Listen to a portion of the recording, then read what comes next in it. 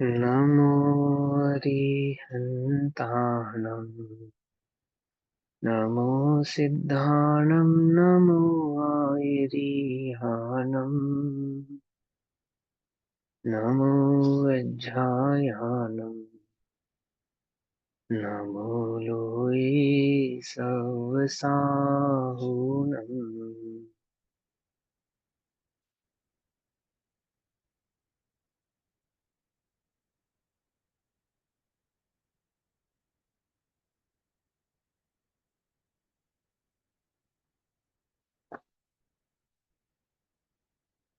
ओंकारं बिन्दुसंयुक्तं नित्यं ध्यायन्ति योगिनः कामदं मोक्षदं चैव ओंकाराय नमो नमः। मङ्गलं भगवान् वीरो मङ्गलं गौतमो गणी मङ्गलं कुन्दकुन्दाद्यो जैनधर्मोऽस्तु मङ्गलम्। सर्वमङ्गलमाङ्गल्यं सर्वकल्याणकारकम् प्रधानां सर्वधर्माणां जैनं जयतु शासनम्। नमः समेसाराय स्वानुभूत्या च कासिते चित्स्वभावाय भावाय सर्वभावान्तरच्छिदे।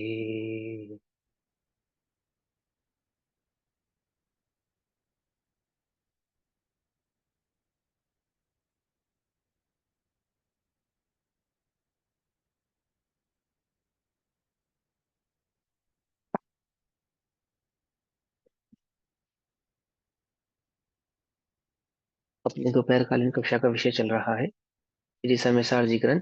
श्री समेसार जी का स्वाध्याय हम सभी आचार्य अमृतचंद्र देव द्वारा रचित आत्मख्याति टीका के माध्यम से कर रहे हैं।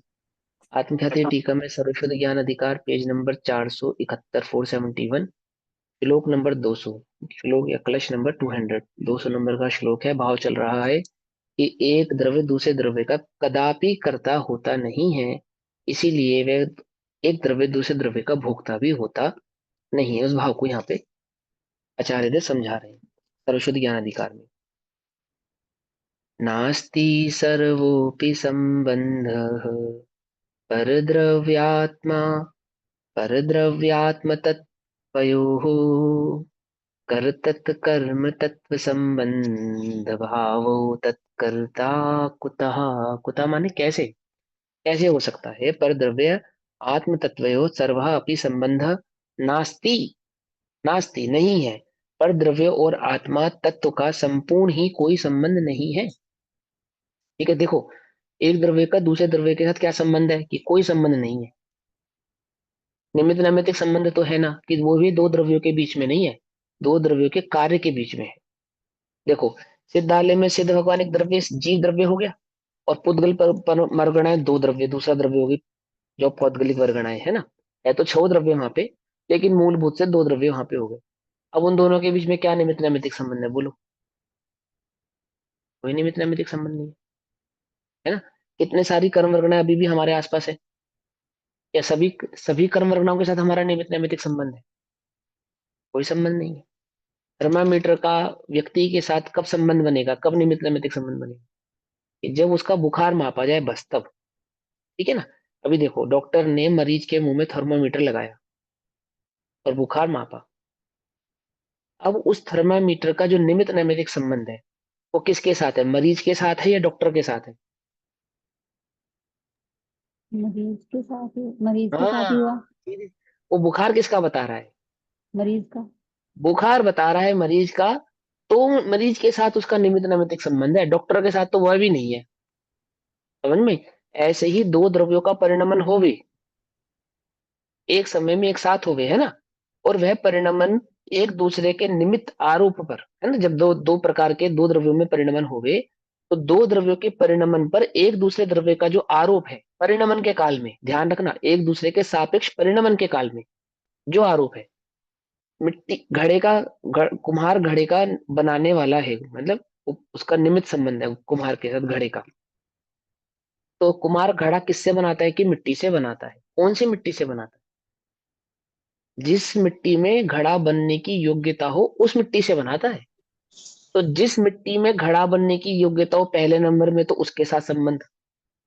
और उसमें भी उस समय तत्समय में जिस मिट्टी से घड़ा निर्मित हो रहा है, मात्र उस मिट्टी से घड़े के साथ निमित्त नैमित्तिक संबंध कहलाएगा। आगे पीछे वाला नहीं कहलाएगा। पकड़ में ही बात नहीं, पकड़ में ही। बनाने का करता, बनाने वाला है ना। इसी प्रकार से दो द्रव्यों का परिणमन होवे तो निमित्त नैमित्तिक संबंध होता है। परंतु जब दो द्रव्यों का परिणमन भी ना हो, अर्थात दो द्रव्यों के बीच में कोई निमित्त नैमित्तिक संबंध भी होता नहीं है, कर्ता कर्म संबंध तो होता ही नहीं। परंतु बिना परिणमन पे जब परिणमन ना होता हो, तो निमित्त नैमित्तिक संबंध भी होता नहीं है। वीतरागियों के हो 8 कर्मों की वर्गणाओं के साथ कौन सा संबंध है? ये कोई संबंध नहीं है। रागियों का क्या संबंध है? रागियों का तो है ना, वीतरागियों का तो नहीं है। तो रागियों का क्या संबंध है 8 कर्मों के साथ? कि वैसे तो कोई संबंध है ही नहीं, परंतु जब जब जीव परिणाम अपनी उपादान योग्यता से राग रूप परिणमता है, वो वही निमित्त कर्मों नैमित्तिक में है। है, कर्मों में राग रूप उपशम उपशम छायिक आदि भावों में जो परिणमन होता है उसी समय, तो जीव और कर्म के साथ निमित्त नैमित्तिक संबंध कहलाया जाता है। मरीज का बुखार थर्मोमीटर में दिखाई तो देता है, परंतु थर्मोमीटर बीमार होता नहीं। क्या कहा? वो क्या बताता है? वो मात्र बतलाता है। थर्मामीटर के कारण मरीज बीमार नहीं होता, बुखार नहीं होता उसको।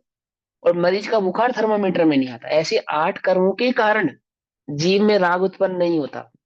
और जीव का जो राग भाव है वो 8 कर्मों में नहीं आता, ये भी समझो। माने जीव का राग भाव कहना भी क्या, उसके अज्ञान भाव के, उसके तत्समय की योग्यता वाले विकारी परिणाम की बात है। कि कोई कर्मों के कारण जीव में राग उत्पन्न होता नहीं। यदि कर्मों के कारण जीव में राग उत्पन्न हो, तो फिर कर्म तो कभी भी किसी भी जीव को राग उत्पन्न करा सकते हैं। जब चाहेंगे तब करा देंगे, जब उनका दिल करेगा सिद्धों को भी करा देंगे। कुछ बात समझ में आती है नहीं थी? अगर कर्म का मन कर रहा है भाई, सिद्धों में भी राग उत्पन्न कराने का, लेकिन करा देंगे नहीं करा लेकिन देंगे? भैया हम तो यही कहते हैं ना कि कर्म के उदय हुआ तो हम उस रूप परिणमित हो गए। हाँ, यही तो 99% जो कथन है वो निमित्त नैमित्तिक संबंध का कथन है। ऐसा ही है। क्यों मलेच्छ को मलेच्छ भाषा में समझाना पड़ता है? क्या करें? ऐसे ही है ना। उस मलेच्छ जीव को मलेच्छ भाषा में कथन करने के पीछे लॉजिक क्या है, तात्पर्य क्या है? कि वह वस्तु स्वरूप को समझ सके ना, समझ पाए, तो पहले उसको उसकी भाषा में समझाते हैं। उतनी भाषा में समझने के बाद जब कषाय की मंदता होती है तो फिर उसको आगे ले जाते हैं। समझ नहीं होती? देखो पता है आपको, जो क्वांटम फिजिक्स होती है, जो आज की डेट में सबसे ज्यादा महत्वपूर्ण सिद्धांत है ना, हाईएस्ट लेवल की पढ़ाई है, उसके टोटल सिद्धांत कितने हैं मालूम आपको? मूलभूत सिद्धांत कितने हैं उसके? मूलभूत सिद्धांत गिने चुने हैं। गिने चुने मैंने 20-25 सिद्धांत होंगे, 20-25 भी मैं ज्यादा बता रहा हूँ। उससे ज्यादा सिद्धांत नहीं है उसके। लेकिन वो 20-25 सिद्धांतों को मात्र समझाने के लिए, मात्र उतने सिद्धांतों को समझने 25-30 वर्ष की पढ़ाई करानी पड़ती है। 25-30 वर्ष की पूरी पढ़ाई कर लेवे, समझ जावे, उसके बाद उसे क्वांटम फिजिक्स के वो 20-25-30 सिद्धांत समझाए जाते हैं। तब उसकी समझ में आते हैं, उससे पहले समझ में नहीं आते। क्या कहा को भी, आप हमें सीधा सीधा सिद्धांत समझा दो, भौतिकी के जो नियम है वो पहले पहले सिखा दो, फिर नहीं समझ में आएंगे आपको। आपको बेसिक समझ में आना चाहिए।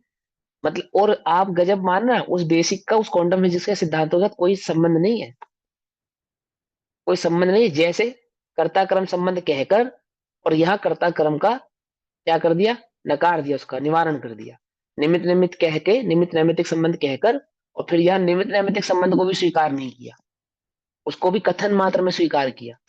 ऐसे ही वहां होता है लोक की पढ़ाई में, लोक की पढ़ाइयों में। क्या ऑपरेशन कराते हैं? मेंढक का, मेंढक का, मेंढक का ऑपरेशन कराते हैं, डॉक्टरी पढ़ाते हैं ना, ऑपरेशन कराते हैं मेंढक का। और फिर बाद में डॉक्टर बनने के बाद किसका ऑपरेशन करना है आपको? मेंढक का नहीं करना। इंसान का। उसका निषेध कर दिया। ठीक है, उसको इंसान का करना है। ठीक है ना।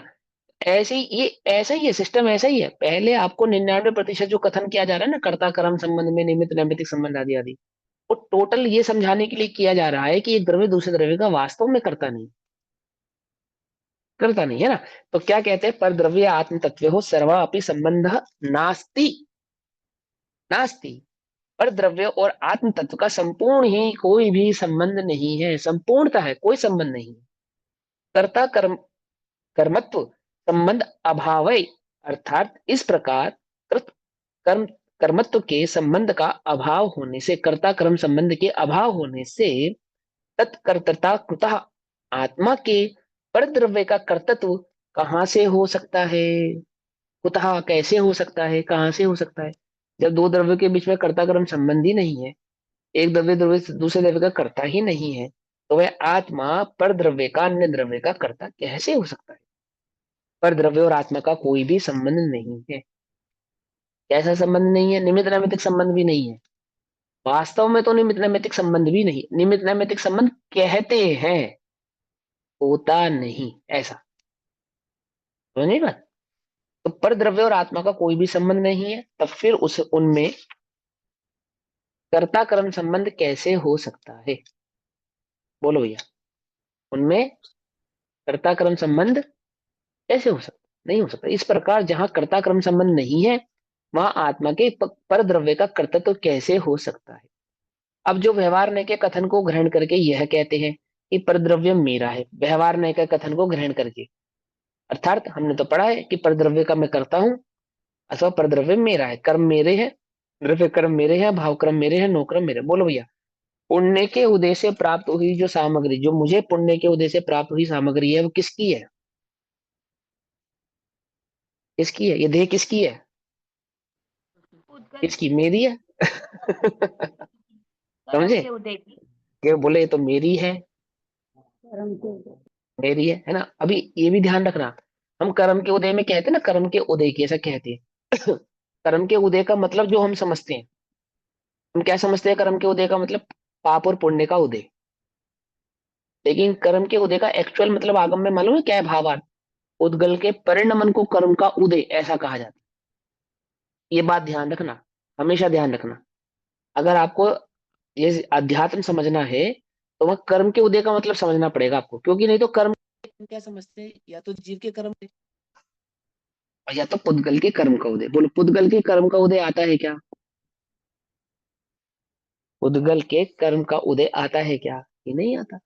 कैसे आएगा बोलो, पुद्गल के पाप का उदय आएगा, पुण्य का उदय आएगा, है? और जीव के पाप और पुण्य का उदय आ सकता है क्या, नहीं जो आता। कर्म जीव के है ही नहीं। सिर्फ तो सिर्फ परिणाम। पाप और पुण्य तो कर्म है, पाप और पुण्य तो कर्म है। तो कर्म होने से जीव के पाप का उदय, जीव के पुण्य का उदय, ऐसा कैसे पॉसिबल है। तो कर्म का उदय वास्तव में है क्या, ये पुद्गल का परिणमन है। जैसे जीव का परिणमन है, अन्य अन्य द्रव्यों का परिणमन है, ऐसे पुद्गल का परिणमन है। लेकिन मलेच्छ को मलेच्छ भाषा में समझाने के लिए, मलेच्छ को पुद्गल का जो परिणमन अनुकूल जान पड़ता है, क्या उसे पुण्य का उदय कहते हैं, प्रतिकूल जान पड़ता है उसे पाप का उदय कहते हैं। ज्ञानियों को ना पाप का उदय जान पड़ता है, या अर्थात ना अनुकूल जान पड़ता है, ना प्रतिकूल जान पड़ता है, उन्हें तो मात्र पुद्गल का परिणमन ही जानने में आता है, और कुछ जानने में नहीं आता। कुछ बात समझ में आई, कितनी कितनी सहज, कितनी सरल बात है, कितनी आनंद करने वाली बात है, मजा लेने वाली बात है। क्या है, पुद्गल का परिणमन है बस, और कुछ नहीं है, और कुछ नहीं है। द्रव्य कर्म भाव कर्म नो कर्म क्या है, पुद्गल का परिणमन है। जानना क्या है, जीव का परिणमन है। क्या समझ में ये बात, जानना क्या है, तो जीव का परिणमन है। जीव का परिणमन अर्थात कोई कोई ज्ञान गुण का परिणमन है, जानने वाला की अपेक्षा से, है ना, जानने का परिणमन है। मैं जानने वाला हूं या मैं ज्ञायक हूं, बोलो, मैं जानने वाला हूं या मैं ज्ञायक हूं। मैं तो एक जानने वाला हूँ। हाँ। जानने वाले में पर की अपेक्षा रहती है। कभी का नहीं, पर की अपेक्षा नहीं, अंश की अपेक्षा, अंश ही है ये। जानने वाला हूं कहने पर एक गुण की बात हो जाती है, ज्ञान गुण मात्र की, तो अंश की बात है।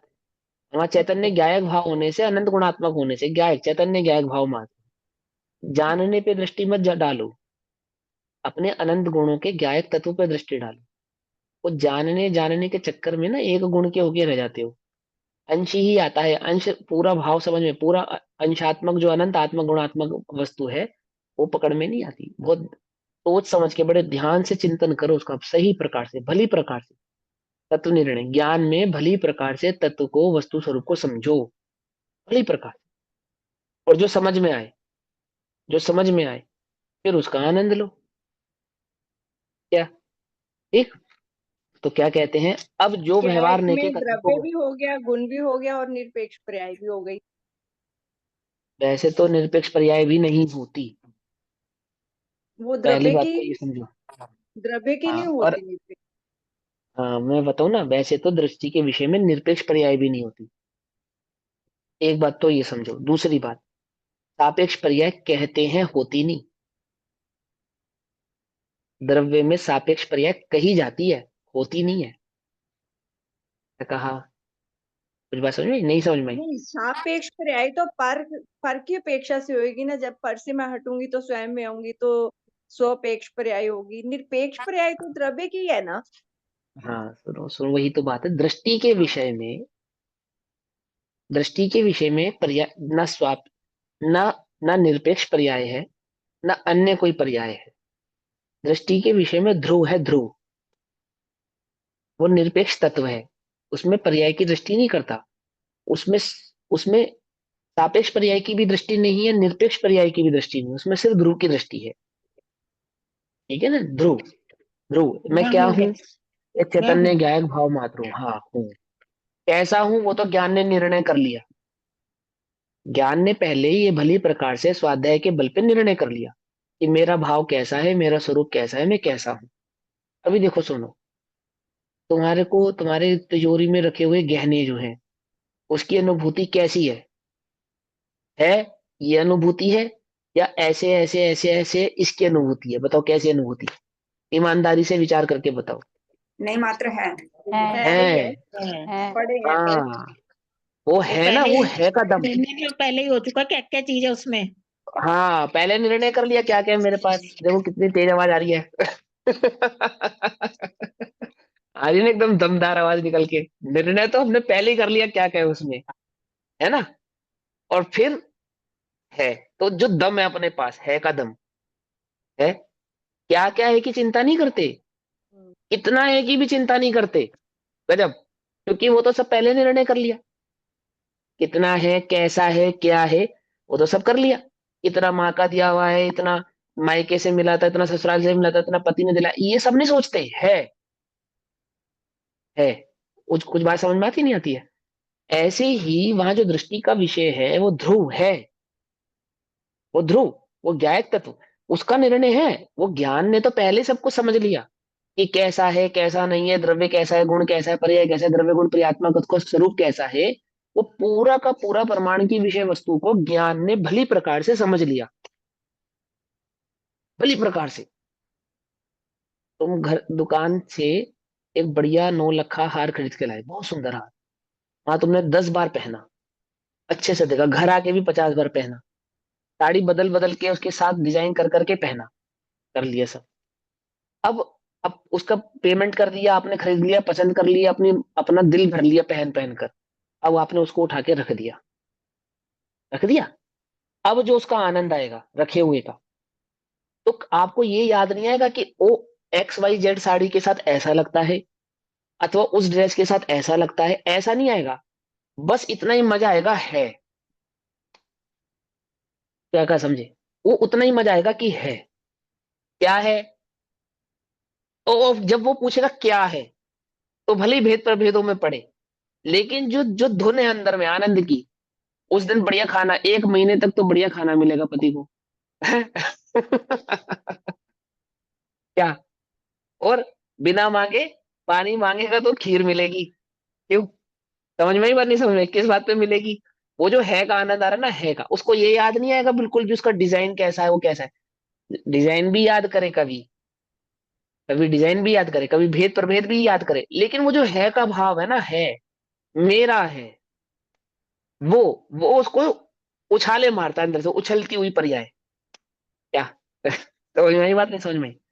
ऐसे ही वो ध्रुव का जो है पना है ना, वो है वहां दृष्टि के विषय में।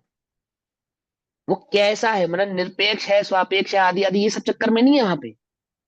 ये तो ज्ञान पहले निर्णय कर लेता है कि कैसा है, निरपेक्ष कैसा है, स्वापरापेक्ष कैसा है, आदि आदि कैसा है, ये तो पहले निर्णय कर लेता है। आई बात समझ में? हाँ। और दूसरी बात जो मैं यहां समझा रहा था कि जो निरपेक्ष पर्याय है, या जो जिसको आप स्वाप्रत्यक्ष पर्याय समझ रहे हैं, व्यंजन पर्याय है, वास्तव में व्यंजन पर्याय कहना भी व्यवहार है।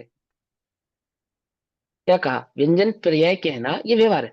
बोलो, दो द्रव्यों की पर्याय आपस में मिलती हैं क्या? मिलती हैं क्या? बोलो। एक गुण की पर्याय दूसरे गुण में, एक ही द्रव्य के दो गुणों की पर्याय आपस में मिल जाती है क्या?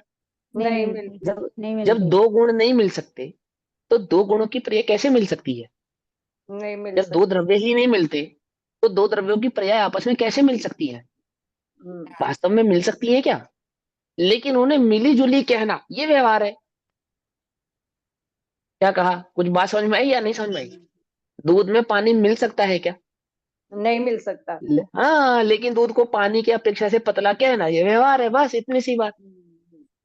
जैसा नहीं है वैसा कहता है, यही तो व्यवहार का काम है।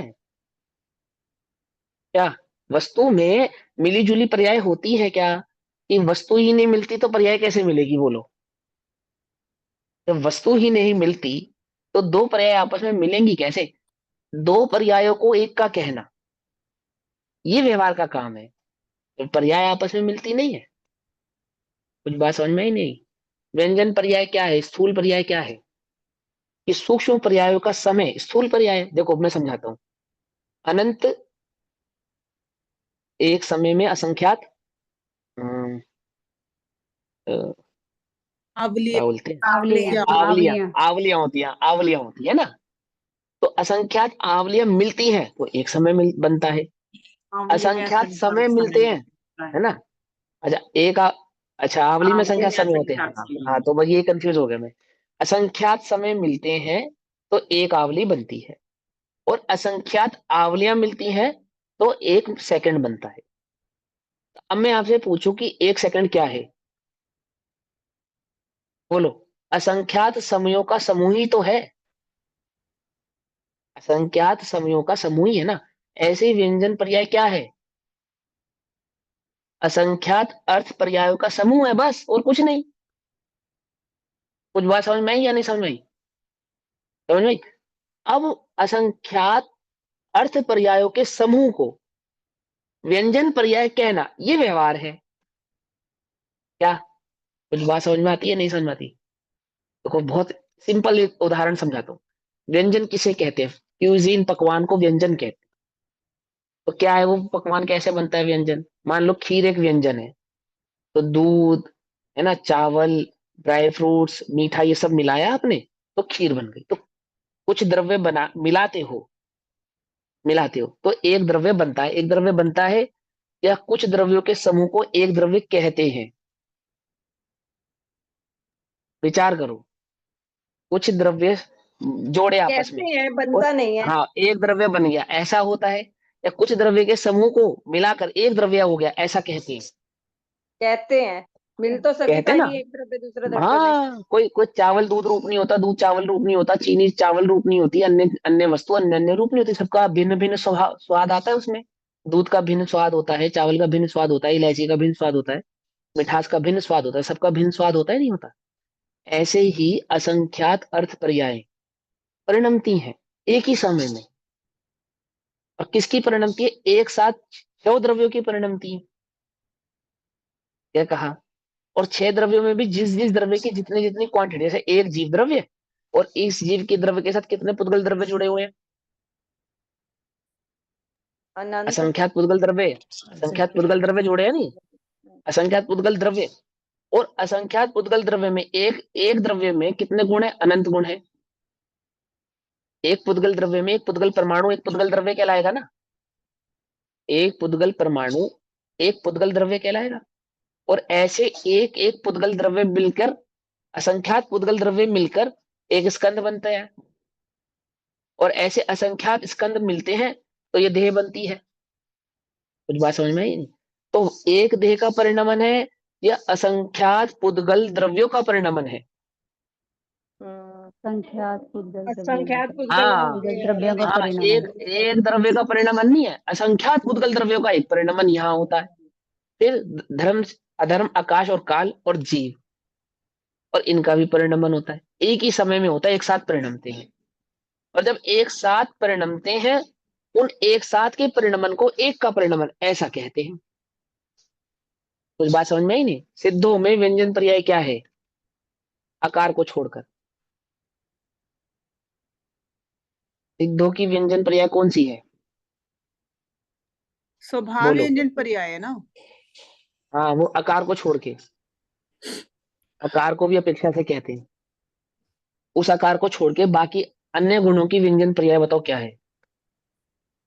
जो भोग रहे हैं अनंत गुणी तो भोग रहे हैं, तो वही हाँ व्यंजन। बताओ तो, व्यंजन पर्याय बताओ ना, कहाँ है, किसे कहते हैं? अनंत गुणों को भोगना मतलब उसको व्यंजन ये अब कहेंगे। थोड़ा और थोड़ा सोचो और थोड़ा पढ़ो और ध्यान से समझो।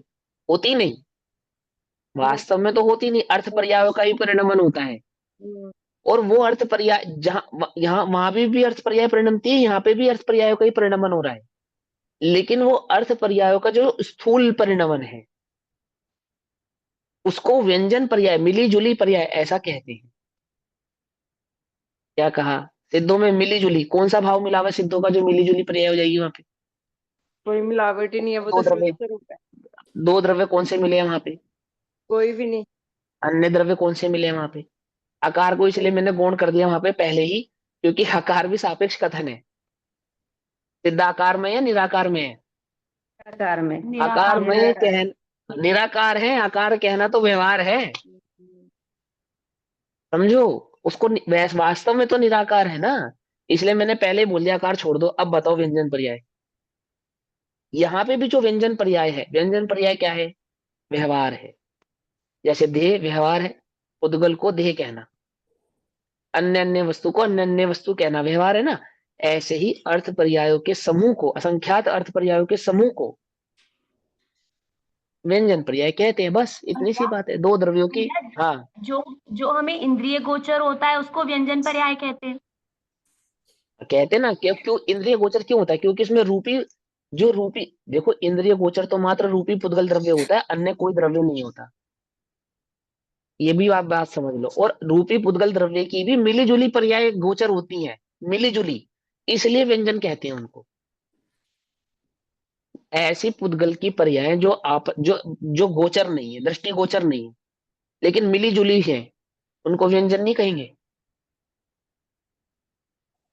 बोलो। जैसे सिद्धों का पुद्गल की, परिणमन है, एक मिनट, हाँ जैसे सिद्धों का हाँ परिणमन है, तो आप जो हाँ, कह रहे हो उसके हिसाब से हमारा परिणमन भी सिद्धों के समान यहाँ पर भी हो ही रहा है। वास्तव में हो रहा है, उसमें कोई बात ही नहीं है, तो जो ये एक्चुअल कषाय में हो रहा है है। वो अब देखो, कषाय। अब ये जो, इसको जो कहा ना विकारी निर्विकारी आदि आदि, अज्ञान भाव से परिणम रहा है ना। जीव के अज्ञान का कर्ता किसको बोला? जीव कोई, जीव को ही जीव बोला। कषाय क्या है? जीव का अज्ञान भाव। अज्ञान है, अज्ञान की अस्थिरता को कषाय कहते हैं। अज्ञान को मिथ्यात्व कहते हैं, और मिथ्यात्व से होने वाली अस्थिरता को कषाय कहते हैं। उसको पुद्गल के माध्यम से समझाते हैं। बुखार जो मुझे पैदा हुआ उसको जो थर्मामीटर से मापते हैं, तो थर्मामीटर को देखते हैं और कहते हैं इसे बुखार है। ऐसे ही पुद्गल के परिणमन को देखते हैं और क्या कहते हैं? जीव को कषाय है। समझ में ही नहीं आई? क्या देखते हैं? थर्मामीटर देखते हैं। थर्मामीटर में क्या देखते हैं? बुखार देखते हैं। किसका बुखार देखते हैं? जीव का। जीव इसका का। देखते हैं, जीव का बुखार देखते जीव हैं। का। ऐसे ही 8 कर्म देखते हैं। 8 कर्म देखे, 8 कर्मों में जो परिणमन हुआ, कषायों का परिणमन हुआ। किसका परिणमन कहलाएगा? वो कषाय का परिणमन जीव जीव का। का कहलाएगा। बस वहां वहां जो पौद्गलिक परिणमन है कषायों का, द्रव्य का, वो नहीं, वो नहीं, वो जो जीव में जिस अज्ञान के कारण वहां पे ये बात आई है निकलकर, उस अज्ञान को वहां पे उसका मिथ्यात्व अथवा उसका कषाय ऐसा कहा जाता है। दो को मिला के एक कहना। ये कहते हैं, बिल्कुल कहते हैं, उसमें क्या बात है? ये कथन शैली ऐसे ही कहा जाता है, फिर ये इसमें सिद्धों तरीका है। जैसा परिणमन कैसे देखे अपना? हाँ, तो देखो सिद्धो जैसा परिणमन कहने का तात्पर्य यह है कि वहां पे जो जान अपना ध्रुव जानना। स्वभाव है ना, गायक गायक ध्रुव स्वभाव, उसको तो ज्ञान वो का जो दृष्टि सहज बाहर से जानना जानना। हटेगी, फिर कषायों से हटेगी दृष्टि इससे। हम्म। मतलब ऐसे देखने ना, से कषायों पर से, बाहर से, पुद्गल पर से दृष्टि हटेगी। बिल्कुल हटेगी, बिल्कुल हटेगी। आई बस में। चलो तो क्या कहते हैं, मेरा अब एक जो क्वेश्चन व्यवहार था। ने के। हाँ बोलो। जैसे आपने बोलना था कि सिद्धों को कौन सी मतलब चल रहा है, व्यंजन प्राय या मतलब सिद्ध अनंत अर्थ। गुण भोग रहे हैं, अर्थ प्राय हाँ, अनंत अनंत गुण एक में गुणात्मक। भोग रहे हैं, तो मतलब उसको हाँ, हम व्यंजन नहीं बोल सकते, मतलब ये था कैसे होगे, कैसे कहेंगे, बोलो। अनंत गुण भोग रहे हैं, ज्ञान भी दर्शन भी हाँ, चरित्र सब अलग अलग ही है आत्मा। ना। हाँ, देखो सुनो, अब मैंने क्या कहा, उसको आपने मिला जुला के कह दिया। कह दिया, वो कह देने में तो कोई आपत्ति नहीं है। पर क्या दो गुण आपस में मिलते हैं? क्या दो नहीं गुणों की पर्याय आपस में मिलती है? नहीं नहीं मिलती ना। मिलती नहीं है। एक नहीं। एक गुण में अन्य गुणों की पर्यायों का भाव तो होता है, इसमें तो कोई आपत्ति नहीं। पर दो पर्याय आपस में मिलती नहीं है, सहभावी होती है। क्या कहा? देखो, पर्याय में क्रमवर्तीपना होना और पर्याय में सहभावीपना होना पॉसिबल है या नहीं है? नहीं है। अब सुनो ध्यान से। सहभावीपना अनंत। है। हाँ, और कर्म कर्मवर्तीपना भी है। ठीक है। बना भी है। तो हाँ, स्वभाव में तो कर्मवर्ती कैसे है फिर? अब सुनो ना, ध्यान से समझो। कर्मवर्ती किसको कहना और सहभावी किसको कहना? एक द्रव्य की, एक गुण की जो अनंत पर्याय होती है, एक द्रव्य के एक गुण की जो अनंत पर्याय होती है, उनमें क्रमबद्धता होती है। कर्म। और अनंत गुणों का सहभावीपना होता है। और अनंत गुणों का जो एक साथ परिणमना होता है, वह पर्याय का सहभावी परिणमन कहलाता है। जैसे जिस समय ज्ञान परिणम रहा है, उसी समय दर्शन, चारित्र, सुख, वीर्य आदि आदि अनंत गुणों में परिणमन हो रहा भाईपन। है। हाँ जी। हो रहा है, वो सहभावी परिणमन है। लेकिन एक द्रव्य की एक गुण की जो पर्याय होंगी वे कैसी होंगी? वो क्रमबद्ध होंगी। इस अपेक्षा से सभी पर्याय कैसी होंगी? क्रमबद्ध हो गई। लेकिन सभी पर्याय जो एक साथ परिणमेंगी अनंत गुणों की, वो सब सहभावीपना कहलाएगा। बस इतनी सी बात है। समझे? जिस समय आंख काम कर रही है, उस समय कान काम कर रहा है नहीं कर रहा है? कर रहा कर तो रहा कर रहा है, सहभागी हो सहभावी गया। बना है। हाँ। बस, इसको सहभावी कहते हैं, सीधी सी बात। आंख देखने का काम करती है, कान सुनने का। पिक्चर कैसे देखते हो बताओ? कैसे दिमाग, देखते हो? आँख, हाँ, कान कान सबको आंख देखते भी हैं। है ना, और ये यहाँ पे दिमाग याद भी हो रहा होता है। और जब कोई सीन बहुत अच्छा लगता है तब क्या करते हो? स्टोर हो जाता है। अरे सीटी मारते हो, ताली बजाते हो। फिर वो सब सहभावी बना होता है या नहीं होता, बोलो? हाँ जी। होता है ना, होता है। हाँ और जी। होता क्रमबद्ध है। आंख आंख का ही काम करती है, कान कान का ही काम करता है। अन्य अन्य अन्य शरीर के जो अंग है वो अन्य अन्य ही काम करते हैं, एक दूसरे का काम नहीं करते। और कैसे हम्म, होते हैं? एक के बाद एक ही परिणमते, मतलब आंख में जो परिणमन है वो क्रमबद्ध है। हम्म, ऐसे ही ज्ञान का जो परिणमन है वो क्रमबद्ध है। और ज्ञान के साथ जो अनंत गुणों का परिणमन है वो स्वभावी है। कुछ बात हम्म, समझ में आई या नहीं? हाँ जी। है। और व्यंजन पर्याय किसको कहते हैं? दो गुणों की मिली जुली पर्याय को व्यंजन नहीं कहते। दो दो द्रव्यों द्रव्य की मिली जुली द्रव्यों पर्याय को। को व्यंजन कहते हैं। ठीक है, ये समझ समझना गए। पड़ेगा आपको। तो समझ। सिद्धों में जो दो गुणों का परिणमन है या अनंत गुणों का परिणमन है, वो जो सहभावी परिणमन है उसको व्यंजन पर्याय नहीं कहेंगे। ठीक। व्यंजन पर्याय की परिभाषा क्या है? दो द्रव्यों द्रव्यों की। की मिली जुली, हाँ मिली जुली पर्याय। वहां पे तो मिली एक ही जुली है, पर्याय, सिंगल है। वहां तो एक ही है। ठीक। ठीक है, ठीक है, क्लियर ठीक हो है गया। ना। हाँ तो जी, वो हाँ जी। चीज समझो आप ध्यान से। अब ये इसलिए तो मैंने कहा 99% जो कथन है वो सारा व्यवहार का है। क्यों है? क्योंकि टोटल का टोटल उपदेश ही अज्ञानी को करना है, अज्ञानी के लिए किया जा रहा है। और ज्ञानी को उपदेश की आवश्यकता नहीं है, इशारा काफी थोड़ा कहते ज्यादा समझता है। समझे नहीं समझे? जिसको उस ज्ञायक तत्व की पहचान हुई है, जिसमें सम्यक दर्शन प्रकट हुआ है, 8वें गुण स्थान में तो 9 अंक 11 पूर्व का, सॉरी द्वादश अंक का पाठी स्वयं हो जाता है। जी। कहाँ से आता है उसके पास ज्ञान? आप आ जाता है। आवश्यकता नहीं है ज्ञानी को अधिक कहने की, अधिक पढ़ाने की, अधिक उपदेश देने की आवश्यकता ही नहीं है। तो थोड़े में ज्यादा समझता है। समझे नहीं समझे? टोटल किसके लिए है उपदेश? अज्ञानी के लिए। अज्ञानी को क्यों ऐसा ऐसा उपदेश क्यों दे रहे हैं? कि उसके जो अज्ञान भाव में बहुत गहनता है, बहुत गहनता है। बहुत विपरीतता है। एक प्रकार की विपरीतता नहीं है, गुरुदेव के प्रवचन में है, कई प्रकार की विपरीतताएं हैं। कई प्रकार की विपरीतताओं को मिटाने के लिए कई प्रकार की अपेक्षाओं से उपदेश किया गया है। एक एक मान्यता ठीक करता है तो एक नई विपरीत मान्यता खड़ी कर लेता है। क्या कहा? मिथ्यात्व का कैसा स्वभाव है? एक मान्यता ठीक करता हो तो कोई अन्य विपरीत मान्यता खड़ी कर लेता है। अब क्या करे बोलो? हो जाएगा उसके मिथ्यात्व का अभाव? ऐसे नहीं हो सकता। सभी प्रकार की मान्यताओं को ठीक करने के लिए कई प्रकार से उपदेश देना पड़ता है।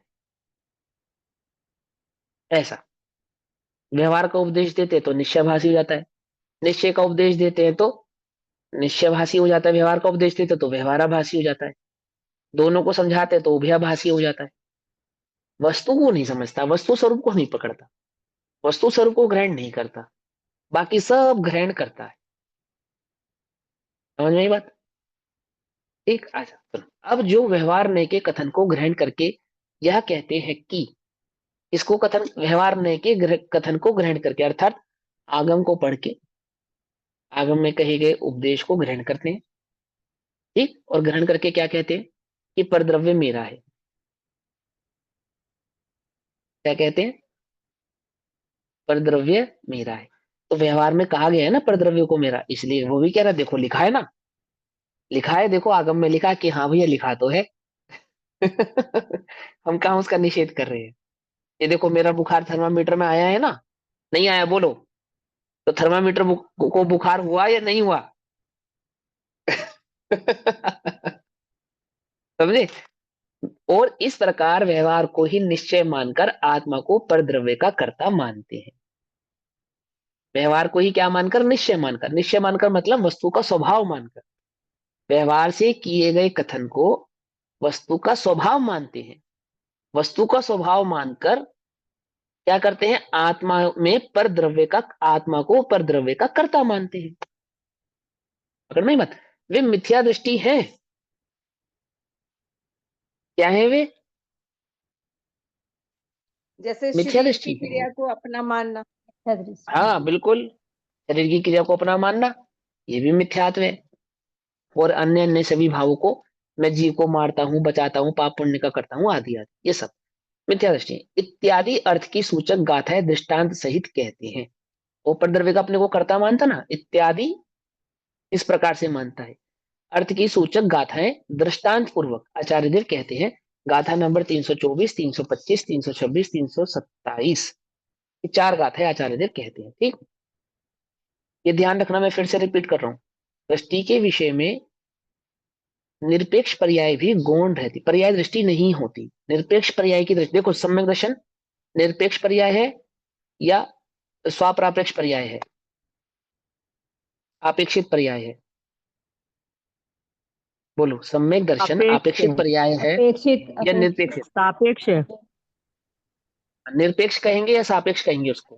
सापेक्ष कहेंगे। सापेक्ष सापेक्ष निरपेक्ष पर पर्याय से है। हो। सम्यक दर्शन सापेक्ष पर्याय है, लेकिन सापेक्ष पर्याय की दृष्टि से उत्पन्न हुई या निरपेक्ष द्रव्य की दृष्टि से उत्पन्न हुई? निरपेक्ष द्रव्य निरपेक्ष की द्रव्य की दृष्टि से दृष्टि से उत्पन्न हुई। उत्पन्न हुई है। हाँ, है ना। और निरपेक्ष द्रव्य की जो दृष्टि की आपने, उसमें पर्याय का क्या हुआ? निरपेक्ष पर्यायों का क्या हुआ? गौण होगी। निरपेक्ष पर्यायों का क्या हुआ? गौण होगी। गौण गौण हो गई। बस सीधी सी बात है। यदि वो निरपेक्ष पर्याय की भी दृष्टि करेगा ना, तो तो द्रव्य की दृष्टि नहीं कर नहीं उसने, पाएगा। और ध्रुव की दृष्टि नहीं होगी तो जो निरपेक्ष पर्याय है वह प्रकट नहीं होगी। निरपेक्ष पर्याय किसको कहना? ध्रुव, ध्रुव की दृष्टि का नाम ही निरपेक्ष पर्याय है, उसका नाम है वो निरपेक्ष पर्याय। किस पर्याय को निरपेक्ष कहते हैं? पर्याय कोई निरपेक्ष नहीं होती। सुनना, उल्टा नहीं पकड़ना, विपरीत ग्रहण मत करना, ध्यान से समझना है ना। थोड़ा सा पर्याय कोई कंफ्यूजन हो गया ये निरपेक्ष पर्याय वाला। सुनो तो ध्यान से सुनो तो, बता तो रहा हूँ, क्लियर कर रहा हूँ, पहले मुझे क्लियर तो करने दो। ठीक है ना? सुनो, पर्याय कोई भी निरपेक्ष नहीं होती और पर्याय कोई भी सापेक्ष नहीं होती। ध्यान से समझो, पहले बहुत अच्छे से समझना। ठीक। पर्याय को सापेक्ष अथवा निरपेक्ष कहते हैं, पहले तो ये समझना पड़ेगा। पर्याय को सापेक्ष कहना अथवा निरपेक्ष कहना और पर्याय का सापेक्ष अथवा निरपेक्ष होना, इन दोनों बातों में अंतर है। अंतर है, ठीक, ध्यान से समझना। फिर क्या होता है, किसको सापेक्ष कहते हैं, किसको निरपेक्ष कहते हैं? जो ध्रुव की दृष्टि के बिना परिणमन है जीव का, जीव के उन समस्त पर्यायों को सापेक्ष कहते हैं अथवा स्वापरापेक्ष कहते हैं। और जीव का जो ध्रुव दृष्टि के साथ परिणमन है, उसके साथ उत्पन्न होने वाली सभी पर्यायों को निरपेक्ष कहते हैं। बस खत्म बात। तो भैया सम्यक दर्शन ध्यान की से पर्याय समझना। निरपेक्ष पर्याय हुई ना? हाँ, वास्तव में निरपेक्ष है, किसी अपेक्षा से सापेक्ष भी है, कोई बात नहीं। लेकिन कहीं पर्याय को सापेक्ष कहना, कहीं पर्याय को निरपेक्ष कहना, ये कहना है। देखो यार, एक बात समझो, वो सिंपल सी बात है, द्रव्य का जो परिणमन है वो सापेक्ष है या निरपेक्ष है? निरपेक्ष है। विचार करके सोचो, पहले विचार करो, मैं एक द्रव्य हूँ, मैं जीव द्रव्य हूँ, मेरा जो निरपेक्ष भी परिणमन है। है, मुझे जो परिणमन हम्म। करना है, मेरा जो परिणमन होगा, उसके लिए मुझे किसी अन्य द्रव्य की आवश्यकता है? नहीं है। नहीं। कोई अन्य द्रव्य मेरा परिणमन कराता है? नहीं। नहीं कराता। ये बात तो पक्की हो गई ना। तो हम्म। जब मेरे परिणमन में किसी अन्य द्रव्य की आवश्यकता नहीं है, तो मेरी समस्त पर्याय सापेक्ष कहलाएंगी या निरपेक्ष होंगी? निरपेक्ष। निरपेक्ष होंगे। वास्तव में तो निरपेक्ष होती है, वास्तव में तो सभी द्रव्यों की पर्याय निरपेक्ष होती है। ये सभी द्रव्यों की पर्याय को निरपेक्ष कहना, इसको शॉर्ट फॉर्म में पता है क्या कहते हैं? पारिणामिक स्वभाव। कि अभी इसी समय मेरा आत्मा कैसा है? परम्परानामिक स्वभाव वाला ही है। इसको का कारण शुद्ध पर्याय, कारण शुद्ध द्रव्य, ये सब इन्हीं का नाम है। इसी को कारण शुद्ध द्रव्य कहते हैं, इसी को कारण शुद्ध पर्याय कहते हैं, ऐसे अलग अलग नामों से आगम में कहा जाता है। अब होता क्या है, सुनो, तुम्हें उस निरपेक्ष या एक तत्व की दृष्टि है कि नहीं है, तो सारी पर्याय तुम्हारी सापेक्ष है। और तुम्हें त्रिकाली ध्रुव दिव्याय की दृष्टि है, बोले हाँ, तुम्हारी सारी पर्याय निरपेक्ष है। उन पर्यायों को निरपेक्ष कहा जाएगा, सापेक्ष कहा जाएगा। देखो, सिद्धों की निरपेक्ष पर्याय अथवा अरिहंतों का निरपेक्ष परिणमन अथवा मुनिराजों का निरपेक्ष परिणमन, कौन सा परिणमन उनका निरपेक्ष है बोलो? वो जहां ध्रुव दृष्टि है अथवा जहां ध्रुव दृष्टि नहीं है, बोलो। जहां ध्रुव दृष्टि है, ध्रुव की दृष्टि होगी सम्यक वही दृष्टि निरपेक्ष होगा।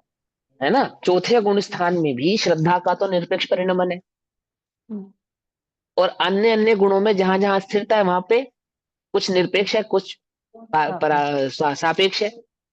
लेकिन परिणमन कभी भी निरपेक्ष या सापेक्ष ऐसा नहीं होता जब एक द्रव्य दूसरे द्रव्य का करता नहीं, एक गुण दूसरे गुण का करता नहीं, और एक पर्याय दूसरे पर्याय की करता नहीं। बोलो, एक पर्याय का परिणमन एक ही गुण की जो तीन पर्याय है, भूतकाल की, भविष्यकाल की और वर्तमान काल की, उन तीनों के बीच में क्या संबंध है?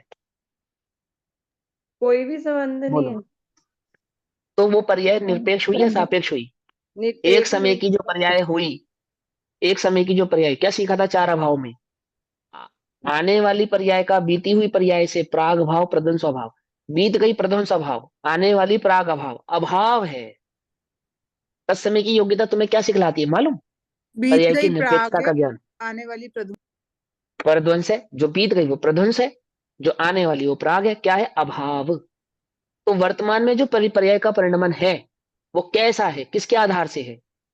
कि स्वयं के षट कारकों से परिणमित होने के कारण तत्समय की योग्यता से ऐसी ही परिणमनी है, ऐसी ही परिणमती है। क्या है ये? सापेक्षपना है, निरपेक्षपना है? बोलो,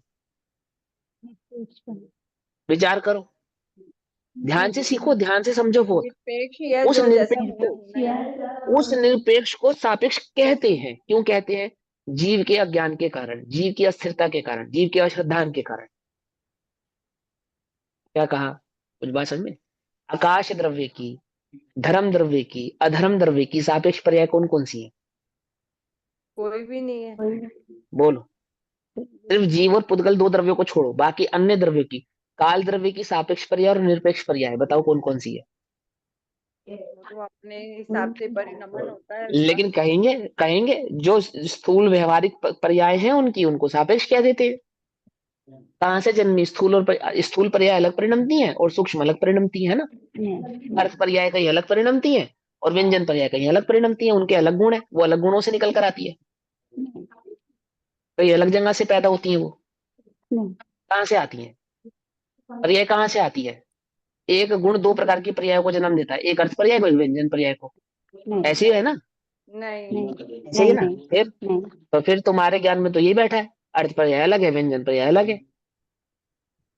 गुण के दो प्रकार के परिणमन है, अर्थ पर्याय का परिणमन अलग, व्यंजन पर्याय का परिणमन अलग। कहने और होने, तत्व को कहना, तत्व में होना, कहने और होने के भाव को भली प्रकार से समझना, इसका नाम है ध्रुव दृष्टि, तत्व दृष्टि या भेद विज्ञान। कुछ बात समझ में आई? देखो आचार्य देव आपसे क्या कहते हैं। अब जो व्यवहार ने के कथन को ग्रहण करके ये कहते हैं कि परद्रव्य मेरा है, और इस प्रकार व्यवहार को ही निश्चय मानकर आत्मा को परद्रव्य का कर्ता मानते हैं। आचार्य तो पूरी तरह से निषेध कर रहे हैं ना, परद्रव्य का कर्ता आत्मा नहीं नहीं है। है कर्ता नहीं है मतलब परद्रव्य के परिणमन में भी आत्मा का क्या रोल है? कोई कोई कोई रोल रोल रोल नहीं। और नहीं है, जीव और उसका अपना पुद्गल की, परिणाम है। जीव और पुद्गल की मिली जुली पर्याय को क्या कहते हैं? व्यंजन क्रिया व्यंजन कहते व्यंजन हैं। पर्याय। जीव और पुद्गल मिलकर व्यंजन पर्याय बनाते हैं, ऐसा नहीं। हाँ, लिखो समझना ध्यान से। कहते हैं अभी कैसा परिणमन हो रहा है इस आत्मा का, बोलो। जीवमय हो रहा है या पुद्गलमय हो रहा है? दोनों के मीटिंग जीवमय हो रहा है, बिल्कुल एकदम। दोनों अपने अपने स्वद्रव्य, स्वक्षेत्र, स्वकाल, स्वभाव में परिणम रहे हैं ना, एक दूसरे में परिणम रहे हैं। अपने बोलो अपने में कैसे? अपने अपने में इसे निर्भर होना कहते हैं, इसे कहते हैं अकर्ता की दृष्टि। समझो ध्यान से, इसे कहते हैं अकर्ता। वो उतना मैं देह से भिन्न हूं ऐसे नहीं, वो बहुत सूक्ष्मता से द्रव्य गुण पर्याय का विचार करना पड़ता है, बहुत समझना पड़ता है। द्रव्य गुण पर्याय ही मूल प्राण है जैनिज्म का। सारे तत्वों का भाव, पूरा आगम इन द्रव्य गुण पर्याय के स्वरूप पे टिका है, और कुछ नहीं है। द्रव्य गुण पर्याय, एक भी चीज निकाल दो सब खत्म। एक भी चीज का स्वरूप ढंग से नहीं समझा, पूरा आगम समझ में नहीं आएगा, कुछ समझ में नहीं आएगा, सब खिचड़ी वाला काम कर दोगे। समझे? तो देखो क्या कहते हैं। पर द्रव्य का कर्ता मानते हैं वे मिथ्या दृष्टि है, इत्यादि अर्थ की सूचक गाथा है, दृष्टांत सहित कहते हैं। अभी शालिनी दीदी आपका जो क्वेश्चन अब समझ में आया नहीं समझ में आया? अब तो कोई कंफ्यूजन नहीं है, अभी भी कंफ्यूजन है, समझ आई ना? कहना और होना, ये दोनों बातों को सिद्धांत लगा लगा कर सीखना पड़ेगा। जो जो सिद्धांत आपने सीखे समझे, उनको एक द्रव्य की, एक गुण की, एक पर्याय पे लगाओ, सारे सिद्धांत घटित करो, आपको समझ में आ जाएगा। अभी मेरा परिणमन सापेक्ष हो रहा है, निरपेक्ष हो रहा है? परिणमन तो मेरा निरपेक्ष हो रहा है, विकारी परिणमन भी निरपेक्ष होता है। क्या कहा? विकारी परिणमन भी निरपेक्ष होता है। क्यों? तत्समय की योग्यता। जीव के अज्ञान का कर्ता कौन? जीव स्वयं, और थोड़ा सूक्ष्म हो। क्या जीव अज्ञान रूप परिणमित हो सकता है? कि जीव तो जीव रूप ही रहता है, अन्य रूप परिणमित होता ही नहीं है। तो पर्याय में जो परिणमन है वो किसके आधार से? बोले गुणों के आधार से नहीं है। तत्समय की योग्यता, उसकी ऐसी ही योग्यता थी, वो उसका निरपेक्ष परिणमन है। किसी कर्म के उदय ने किसी आमुक पर्याय को, जीव के आमुक गुण की आमुक पर्याय को विकारी करने वाला जगत का कोई द्रव्य नहीं है। जगत के किसी द्रव्य का कोई गुण नहीं है, और किसी गुण की कोई पर्याय ऐसी नहीं है जो जीव की किसी एक समय की पर्याय को विकारी कर सके। तो किसने किया जीव की एक समय की पर्याय को विकारी? जीव की स्वयं की योग्यता ने, उस पर्याय की स्वयं की तत्समय की योग्यता ने। तो तत्समय की योग्यता से जो पर्याय परिणमी, वो सापेक्ष परिणमी या निरपेक्ष परिणमी? रोज आंटी जी है, निरपेक्ष परिणाम बोलो। सापेक्ष परिणमी या निरपेक्ष परिणमी? निरपेक्ष निरपेक्ष रोज परिणामी आंटी तो है। बस। और निरपेक्ष सापेक्ष परिणमन होता को है। सापेक्ष कहना, ये व्यवहार है। जीव को पुद्गल का कहना, पुद्गल को जीव का कहना, जीव को विकारी कहना, विकार आदि परिणामों को जीव का कहना, जीव को रागी द्वेषी कहना, आदि आदि कहना, ये सब व्यवहार है। बोलो भैया मैं कैसा हूं? आपूर्ण, आपूर्ण अनादि से, मम देवहा, है ना वो कलश। आपूर्ण चिंते मम देवा, आचिंत्य, आचिंत्य शक्तियों का गुण निधान। कैसा हूं मैं? अनादि से भगवान आत्मा कैसा है? बोलो कैसा है? मैं आज, अनादि से लेकर आज कैसा हूं, और मैं आगे अनादि काल तक कैसा रहने वाला हूं? शुद्ध ही रहूंगा। अनंत में जैसा वाला था शुद्ध वैसा ही हूं, ऐसा। जैसा ही। जब मैं जैसा हूं वैसा ही हूं, तो मेरा परिणमन कैसा होगा? जब मैं निरपेक्ष हूं तो मेरा परिणमन कैसा होगा? निरपेक्ष ही होगा। होगा। अब सुनो, तुम्हारे परिणमन को निरपेक्ष हम तब कहेंगे जब तुम्हें निरपेक्ष ध्रुव की दृष्टि होगी, बस। नहीं तो हम तुम्हारे परिणमन को निरपेक्ष कहेंगे नहीं। क्या कहा? दृष्टि किसकी है, समझे? है ना? ऐसा। तो क्या कहते हैं? गाथा 324, 325, 326, 327। व्यवहार भाषी देण। भाषिदेण दीदी दो। आप साइलेंट करो, म्यूट करो। म्यूट सॉरी, व्यवहार ये भाषी कौन देण। अनम्यूट कर रहा है बारी बारी?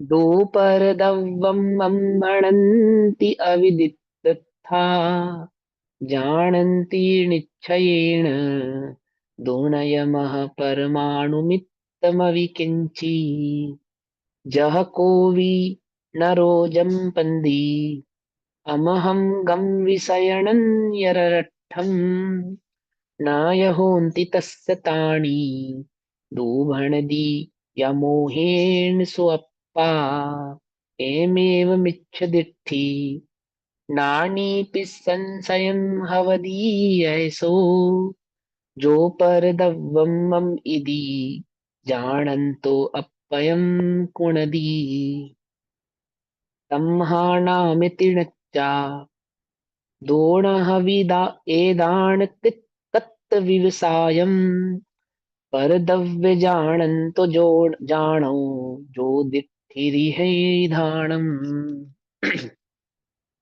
व्यवहार मूल अतत्विद पर द्रव्य को मेरा कहे अणुमात्र भी मेरा न ज्ञानी जानता निश्चय ही से जो पुरुष कोई कहे हमारा ग्रामपुर अरु देश है पर वे नहीं उसके अरे जीव मोह से मेरे कहे। ग्राम पुर अरु देश, समझे? ग्राम माने गांव, पुर माने शहर, देश, है ना?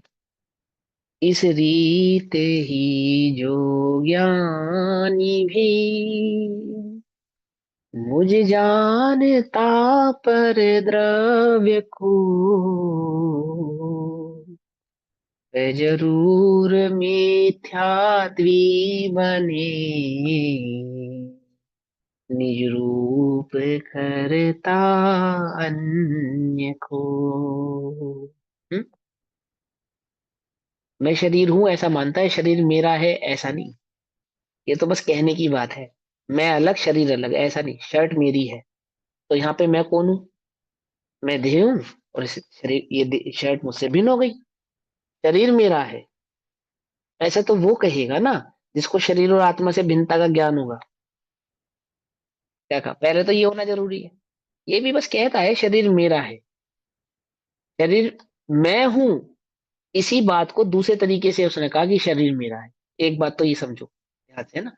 कोई ज्ञानी हो, ज्ञानी भी यदि परद्रव्य को अपना मानेगा तो नियम से मिथ्या दृष्टि हो जाएगा, ज्ञानी नहीं रहेगा। ठीक है ना? निज रूप करता अन्य को, निज रूप आत्मा को, अपने आत्मा को अन्य रूप बनाता है। इससे न मेरा जान जीव पर द्रव्य में इन उभय की तर तत्व बुद्धि जानता जाने सुदृष्टि रहित की। हम्म? जाने सुदृष्टि रहित, है ना? तो अब इस गाथा का गाथार्थ करते हैं, लेकिन आज समय हुआ तो गाथार्थ हम कल करेंगे। ठीक, तब तक के लिए सभी को जय जिनेन्द्र। ओम नमः सिद्धेभ्यः। निज निधि निज में बताई जहां अनंत उपकार है उसके लिए जिनवाणी माँ को वंदना शत। नमो हरिहंता। और